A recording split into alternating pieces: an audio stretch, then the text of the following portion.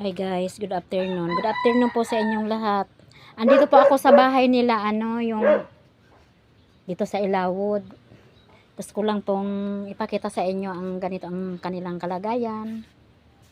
May mga anak naman sila, kaya lang siguro hirap din.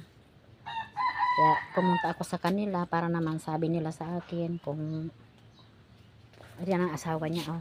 Yan guys ang asawa niya. May sakit siya sa Ayan ang sakit niya guys. May sakit siya sa sa labi. Yan lang ang inaano ko sa inyo kasi ang bahay nila ito lang. Ito ang bahay nila guys. Ayan po ang bahay nila guys. Ayan.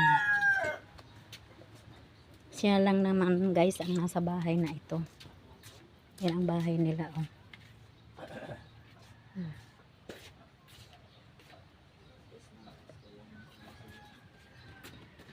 Ayan po ang bahay nila guys. Ayan ang bahay nila. Sabi ko puntang ko kaya sila doon para naman maano ko sila kung ano ang pwede na. Sabi nila sa akin kung pwede daw silang matulungan sa pangangailangan nila. Yung pang araw-araw guys.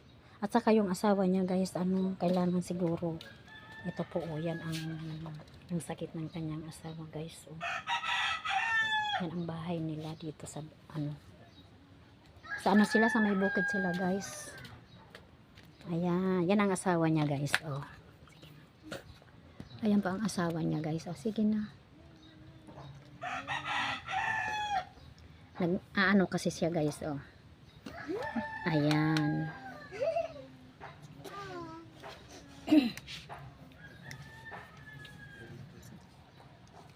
Sige na. Hihingi po ako ng tulong sa inyo po na pwedeng matulungan po ang inyong asawa ko. Mayroon Maipagamot. May sakit sa bunganga. Oo. Sa labi niya guys, may Sa sakit labi. kasi siya. Gusto ko pong ipagamot, doktor kung ano yan, kung naman pong malambot pong puso na sa amin na tabangan po, Matulungan daw po sila matulungan. sa kanilang may sakit na asawa. Kailangan. Yan po. Maraming salamat po sa sa makakita po ng aking video. Papasalamat po ako sa inyong lahat. Ayan po ang sa kanilang naman siya guys, nakakakilos naman siya, kaya lang talaga may masakit talaga siya. Kailangan daw po siyang halimbawa puma-check up daw po, kailangan kahit daw po piso. Pag naipon din po yan, piso-pisong yan, din po yan na kumbaga maiipon po.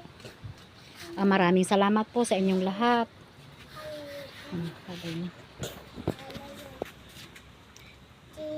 Babay daw po. Salamat. Maraming salamat po sa inyong lahat sa makakita sa aking video. Maraming salamat.